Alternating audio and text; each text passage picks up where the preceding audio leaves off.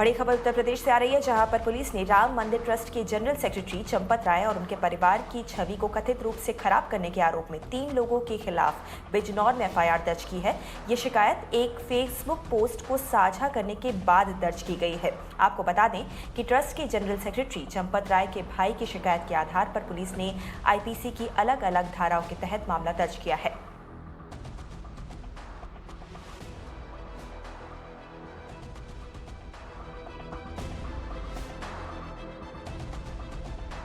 और ज्यादा जानकारी लेकर आलोक सिंह हमारे साथ जुड़ रहे हैं। आलोक, आपसे समझना चाहेंगे कि ये फेसबुक पोस्ट क्या है जिस पर कि बवाल मचा हुआ है और शिकायत दर्ज कराई गई है, और कौन लोग नामजद हैं इस एफआईआर में?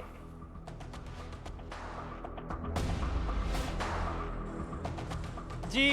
देखिए गौरी, मैं पहले पूरा मामला बताना चाहूँगा अपने दर्शकों को कि ये जो कहानी है शुरू होती है 50 करोड़ की ज़मीन को लेकर के। बिजनौर में ये ज़मीन है और ये जो ज़मीन है इसके ऊपर गौशाला पहले बनाई गई हुई थी, लेकिन अभी फ़िलहाल वहाँ पर एक कॉलेज बना दिया गया है। ऐसा आरोप है कि ये जो कॉलेज है वो ओन करते हैं जो चंपत राय हैं उनके परिवार वाले, और चंपत राय के डोमिनेंस यानी कि जो उनका इन्फ्लुएंस है इलाके में, क्षेत्र में, क्योंकि वो वहीं के रहने वाले हैं, उसके कारण प्रशासन के साथ मिली भगत करके उन्होंने इस ज़मीन को एक महिला है उनसे हथियाया है। ये महिला जो है इंडोनेशिया की अभी फ़िलहाल एनआरआई हैं और अभी इंडोनेशिया से 2018 से ये वापस आ गई क्योंकि इनको ऐसा लगा कि इनकी ज़मीन को हथिया लिया गया है। उसके बाद से लगातार ये कोर्ट कचहरी के चक्कर काट रही थी, लेकिन अल्टीमेटली जो विनीत नारायण हैं, जो कि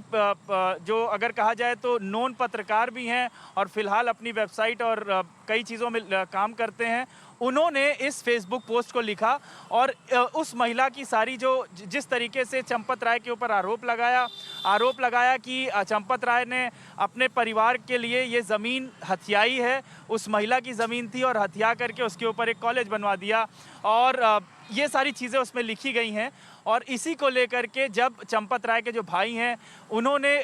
विनीत के पास फ़ोन किया, क्योंकि जो फेसबुक पोस्ट है वो फेसबुक पोस्ट जो है विनीत नारायण के द्वारा लिखा गया है और उनके फेसबुक पोस्ट पे उनका कॉन्टैक्ट नंबर भी था, तो उसी कॉन्टैक्ट नंबर के थ्रू उन्होंने कॉन्टैक्ट किया, और जब कॉन्टैक्ट किया तो उसमें उनके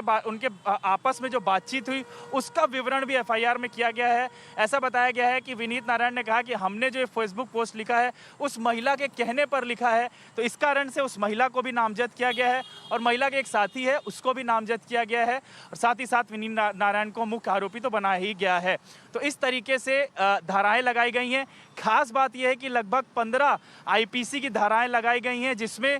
दो धर्मों के बीच या किसी तरीके से जो कहा जाता है कि समाज में जो है द्वेष पैदा करने वाली धाराएं भी लगाई गई हैं, और जिसको हम 153A सेक्शन कहते हैं, और कई सारी भारी धाराएं हैं जो कि नॉन अवेलेबल सेक्शन की धाराएं हैं। साथ ही साथ आईटी सेक्शन का जो है वो भी लगाया गया है धारा। तो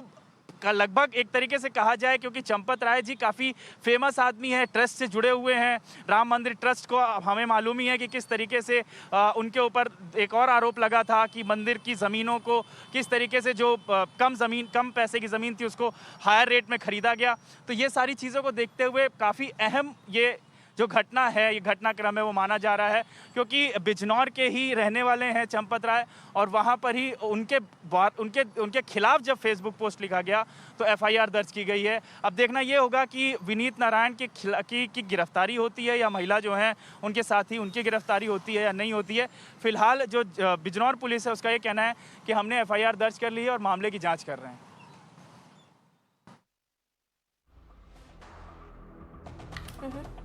जी आलोक, शुक्रिया इस पूरी जानकारी के लिए।